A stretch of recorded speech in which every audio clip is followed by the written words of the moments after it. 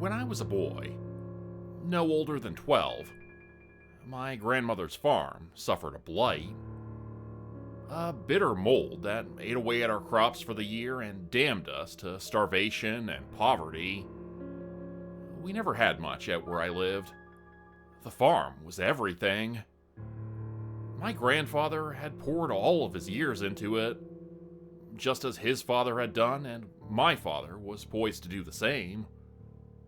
My grandfather used to say that if the farm didn't turn a profit, we all didn't eat. And he was right about that. On the bad years, we only barely scraped by. Yet, when the harvest was good, we did all right for ourselves. The world had moved on around us. My grandfather wasn't interested in it, and it was only barely interested in him. He was a man of tradition, who cared little for the advance of technology. "World's fine as it is," he used to say. "Last thing we need is to play Icarus and get too close to the sun. Mark my words, it'll happen one day, sooner or later." That day hadn't come by the time he died. Yet those words sank into my father's mind, and to this day they still linger in mine. When the blight came through, neither tradition nor technology could have done a damn thing to save us. I remember the harvest of that year, when my little sister and I went through and collected the corn, only to find it diseased and rotten on the stalks. I remember the smell of it more than anything. A sickly stink like rotting vegetation. I remember my little sister letting out a screech, and casting a rotten ear of corn down as she caught sight of it, green and white with mold. The shape of it was warped and marred. She wasn't a skittish girl, yet that was too much for her. We told my grandfather immediately, of course, and I offered him one of the malformed ears. He studied it, and as he did, his leathery brow furrowed.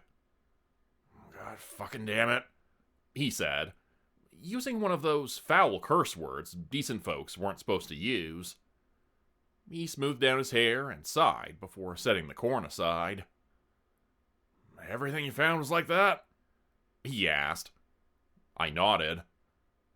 "Yes, sir," I replied. "Most everything. We only went through the first few rows, but..."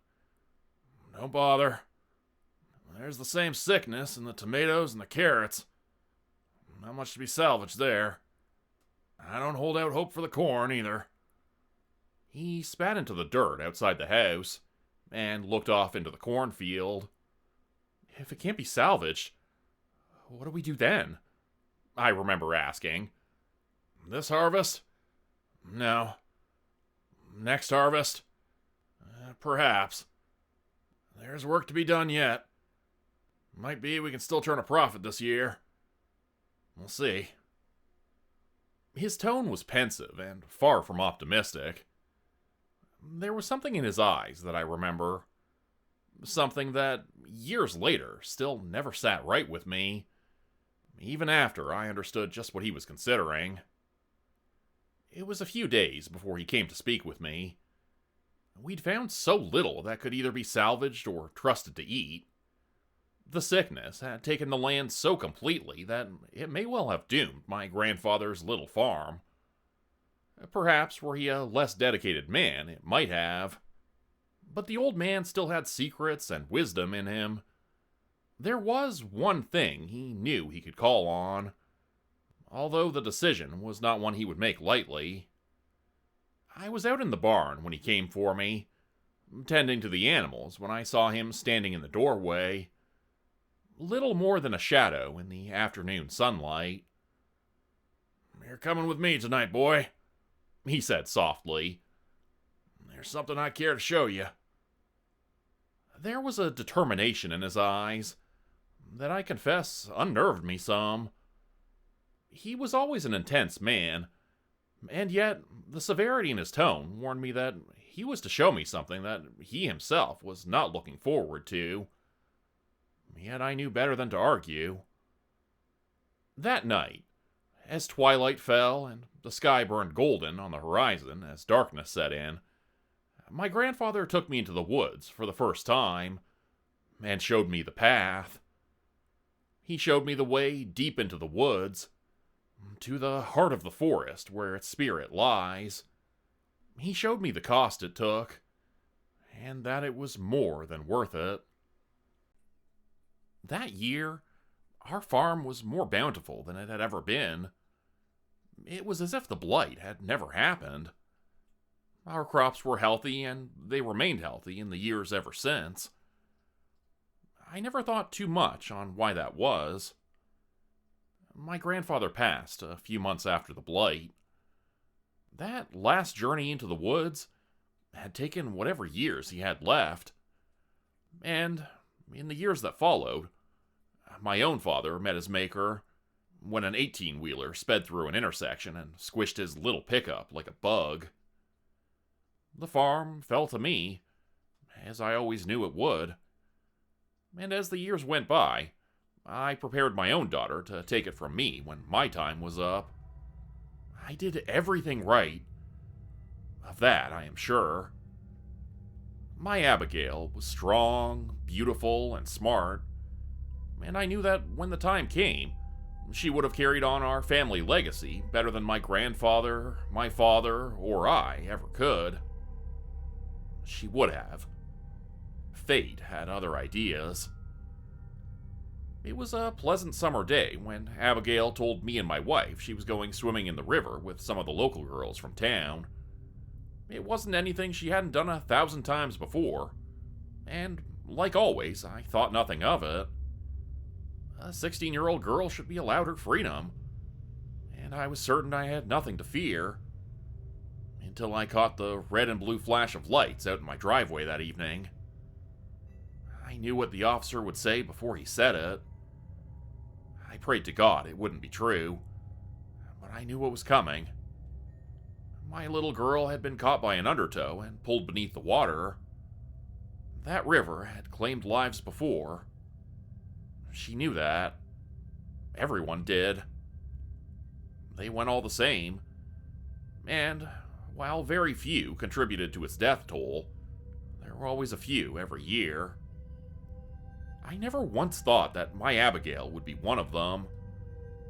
I never once thought I could feel that kind of agony in my heart, and yet I felt it all the same. I'd known grief before. When my father died, I mourned. When my grandmother died, I mourned. But with my little girl, I broke. It was as if my very organs had been ripped from my body, leaving me a hollow shell of a man, drifting through the day-to-day motions of life, oblivious to every bit of stimulation. All sounds were replaced with a droning hum.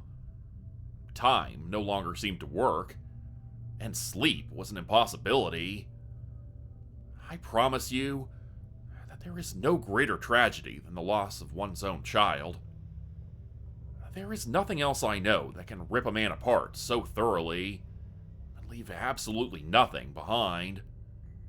And that grief can bring you to cold and dark places. Places a man might not normally go. And in the wake of Abigail's death, I thought back far too often on that night in the woods with my grandfather. My wife Moira was in no better shape than I was. I do wish I had done more to comfort her, but I myself was barely holding on. In the waking moments where I didn't grieve, I thought back to those woods. "Walk the path as twilight falls, Noah," my grandfather had once said. "But do not walk it in haste. What we call upon is not to be disturbed, unless the circumstances are dire. Do you understand that?" I had nodded at him, even though, at the time, I did not grasp the full significance of his words. I suspect the old man knew that too, although he didn't say a word to confirm his doubt in me.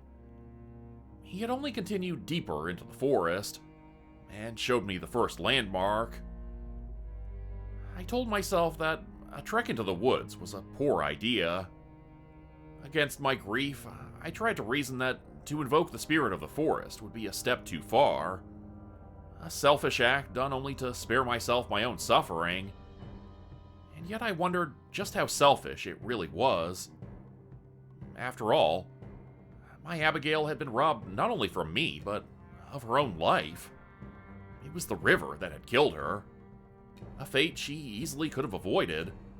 A fate that could have been undone.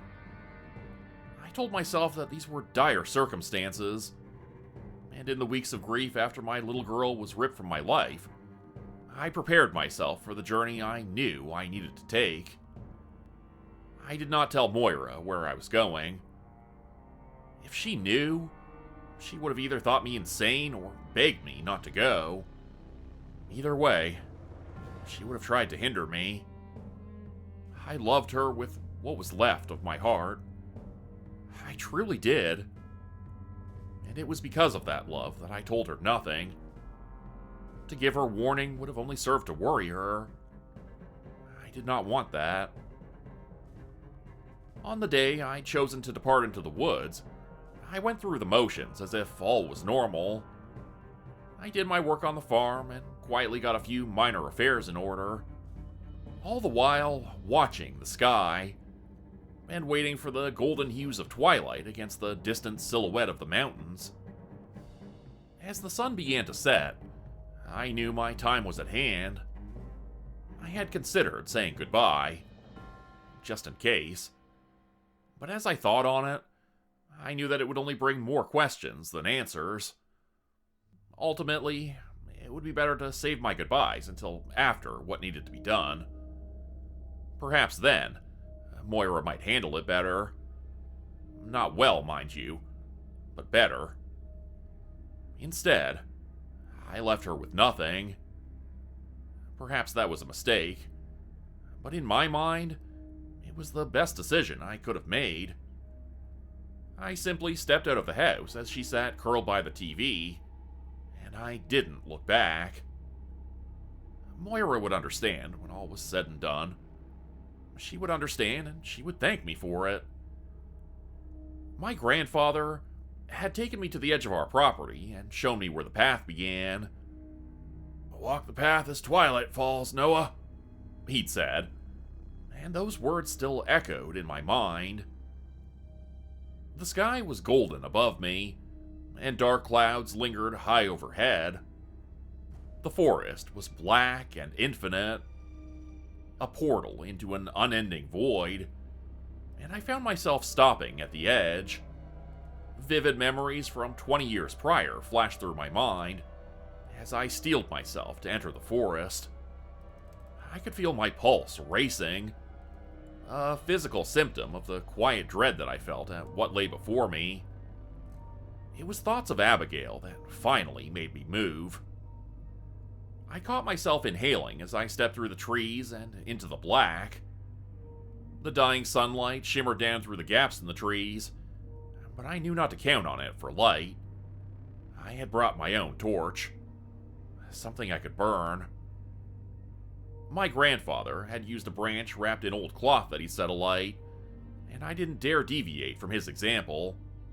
Besides, I wasn't sure if electronics would even work where I was going.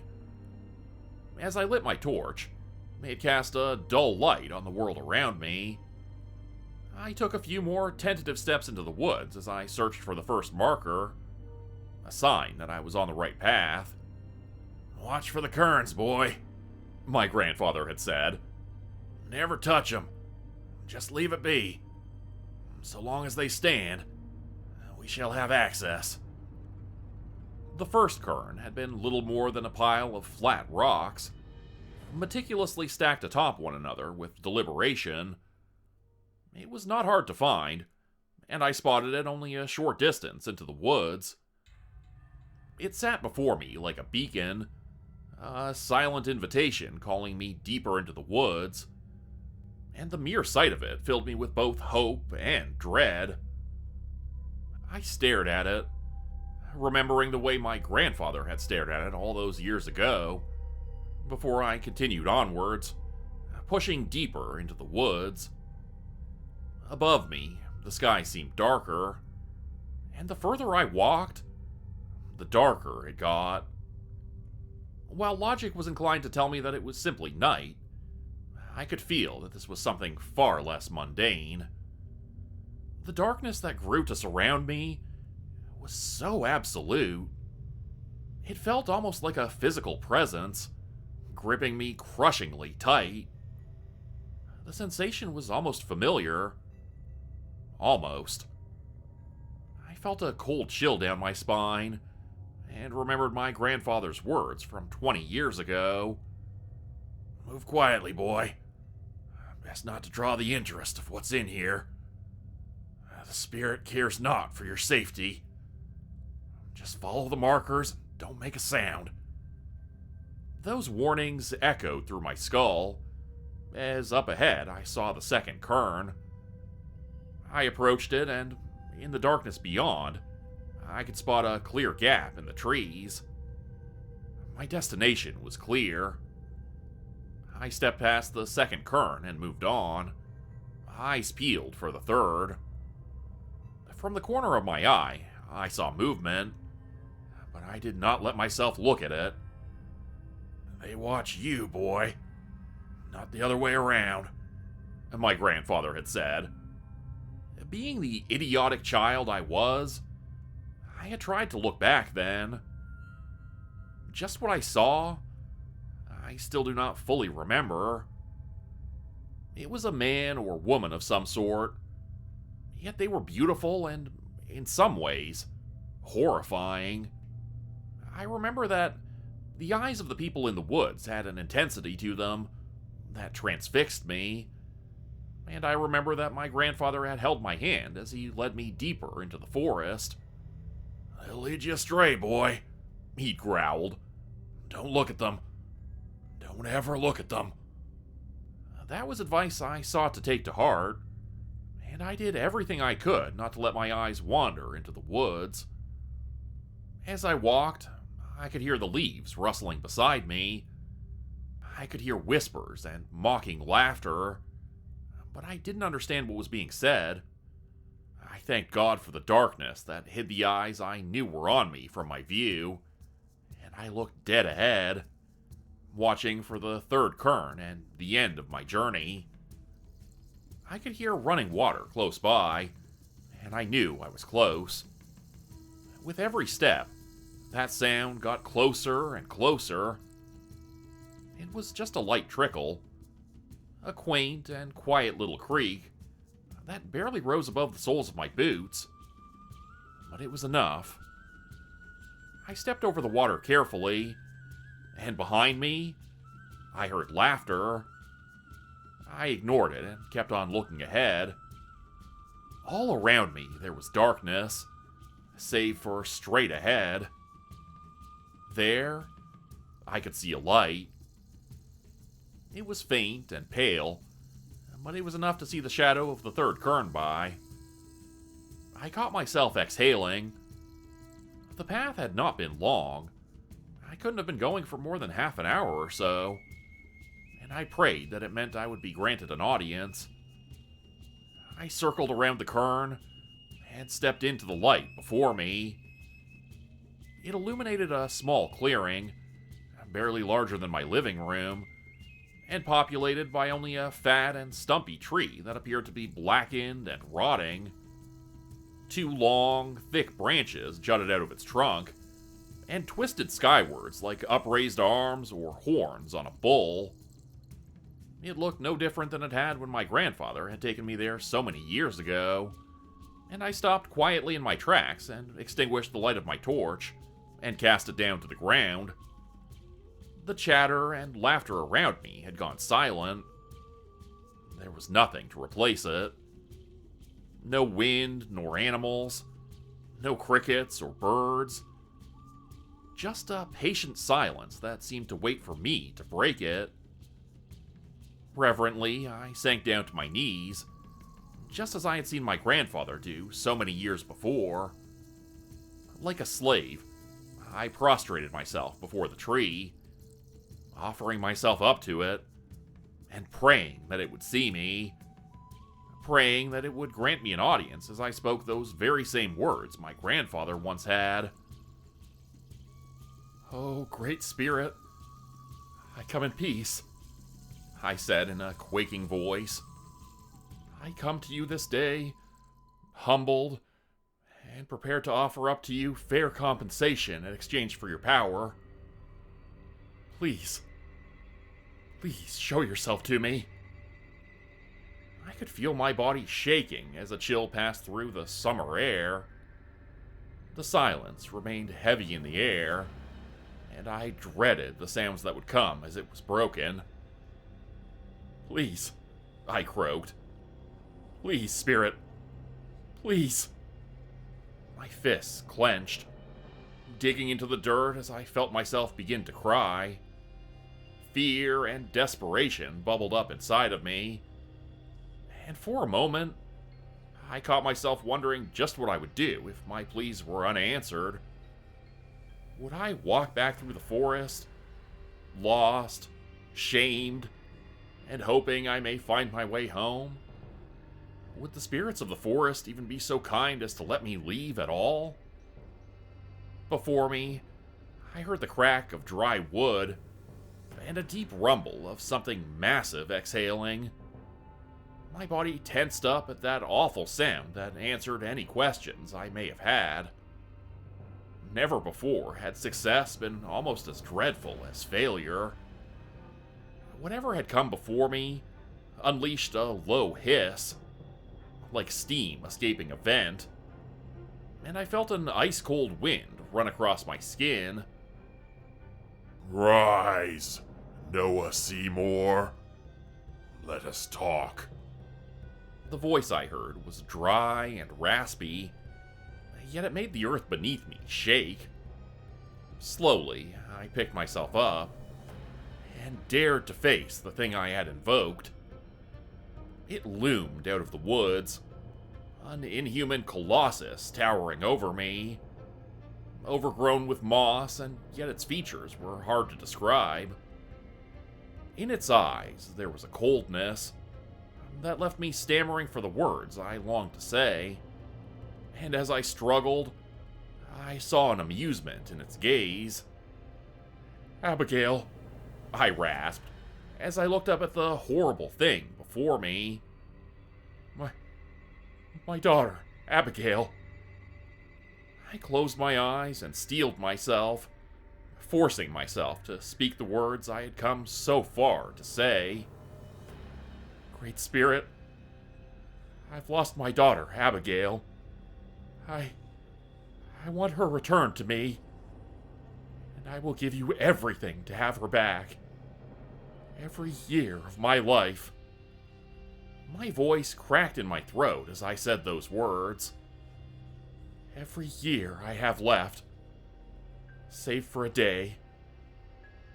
One day, so I could see her one last time." The ancient thing that towered over me regarded me with a cruel amusement. I could feel the earth beneath me vibrate as it chuckled. "Such a generous offer. Yet you know not what you ask of us," it hissed. "Sickness, plague, and blight are all ailments that can be cured. Death is another matter entirely. A soul cannot simply be plucked from the gloom. Only its caretaker has that power. Your daughter could still live again, yet to breathe the life back into her would yield consequences." "I don't care what the consequences are," I said, tears streaming down my cheeks. "Please, please, if you can bring her back, I am begging you. I will give you everything I am, everything I have. I'll take her place. All I want is one more day with her." The creature before me huffed, I couldn't tell if it was amused or annoyed. This one is so adamant to pursue what he does not understand. You would raise your child from her rest and damn yourself in the process? Most curious. Please. My voice was trembling as I spoke. Please. Please, just bring her back to me. Please.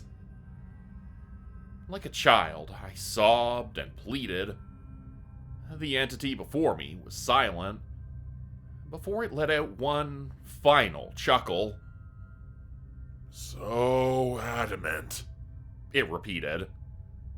Very well. Your offer is accepted. As daylight wanes, so shall your life. But your child will live again, regardless of the consequences. I looked up. In the dim light, I could see its teeth curled into a twisted smile. This was your choice, it said. Now go. Your last day begins. Do not waste it. Soon, you shall be ours. I opened my mouth to speak. I'm not sure if I wanted to thank it, or if all I was going to manage to do was weep some more. But it hardly mattered either way. No coherent sound escaped me. As I looked up at the creature before me, I only had time to see it turning and lumbering off into the woods where the darkness quickly swallowed it. The clearing was silent once again, and I remained down in the dirt for a few more minutes, my heart racing anxiously before I finally found the strength to stand. It had granted my boon. My Abigail would live again. And for the first time since she died, I felt a small tinge of warmth inside of me. I exhaled, catching myself starting to smile as I wiped the tears from my eyes. I'd done it. My little girl was coming home, and even if it had cost me my life, it was worth it. The journey back through the woods was quicker than the journey there. Not long after I crossed the creek, I found myself at the first marker. The sky glowed golden with a new dawn, and as I stepped out of the woods, I breathed in the crisp, fresh air around me. Ahead, I could see my house. That very same farmhouse my grandfather and my father had lived in. The farmhouse Abigail would once call home as well. I could see the lights on in the windows, and I knew she was home. I could feel it in my gut. Slowly, I approached the house, new tears filling my eyes, as I imagined my little girl back in my arms. As I stepped onto the porch, I found the door hanging open, and I could hear movement inside the house. No doubt Moira and Abigail. Oh God. Moira. I knew she would not agree with what I'd given up. I knew it was cruel to trade myself for our daughter, but it was worth it. It would be worth it to save her life. In time, I hoped she'd see that. She had to. Smiling, I stepped through the door of my house, and as I did, I expected to see my wife and little girl waiting for me. And I did. It just wasn't how I envisioned it. Consequences, that ancient spirit had warned. Consequences. I had thought any consequence was worth having Abigail back. Yet, in my desperation, I had not considered just what that warning was about. What was left of my sweet Moira was scattered across the kitchen tile. A bloody mess of torn flesh and ragged skin. I only recognized her by the wedding ring on her hand, which was no longer attached to her body. If there is a God in this miserable, sick world, then I ought to thank him for ensuring that the largest part of my wife's remains was what I saw. Everything else was hidden underneath the body of that thing which stood over her. It was tall, taller than any human should be, and its flesh looked grayish and rotten. It seemed bony and malnourished, and the mere sight of its back sent a chill through me. As it heard me enter the house, it turned around to face me. And when it did, oh God, losing Abigail had broken me. The reality of losing Moira had yet to sink in.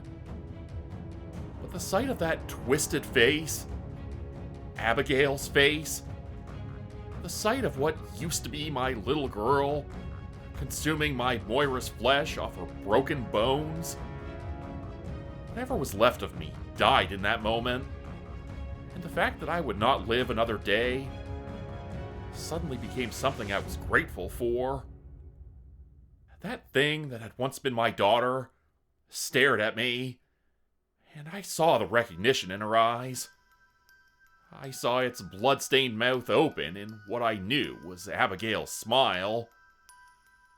"Daddy," it rasped, before its body shifted to approach me. I saw one clawed hand reach up towards me, and I screamed. In my frantic scramble to get away from it, I stumbled back off the porch and collapsed in the dirt. That thing still watched me from the door, and as I turned to run, I could hear its twisted voice calling after me. "Daddy?" I didn't look back. I didn't stop running until my lungs felt as if they might explode. I haven't told anyone about what I've seen yet. I made it into town a couple of hours ago, and since then, all I've done is have some beers to steady my nerves as the clock ticks down to my death. It can't come fast enough. I'll share this here, if only so that someone else might understand the mistakes I made in my grief. Perhaps then, I might protect some other poor fool from suffering as I have suffered. It's almost twilight now. I'm almost free of the pain. Almost free.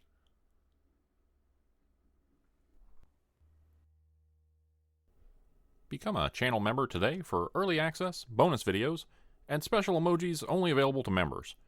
Check out the description below or click the join button for more info. If you'd like another way to help support the channel, please consider joining my Patreon page at patreon.com/JordanGroupeHorror. As a patron, you'll get access to bonus videos and content. You'll be credited at the end of every video going forward, and if you decide to stay for 3 months, I'll name a character after you which will be featured in a Hollow's End story. Links to join the Patreon are in the description. Thanks everyone for listening. Please like, subscribe, and comment to help the channel continue to grow, and see you again next time at 4 p.m. Eastern Standard Time. Hope you have a great night.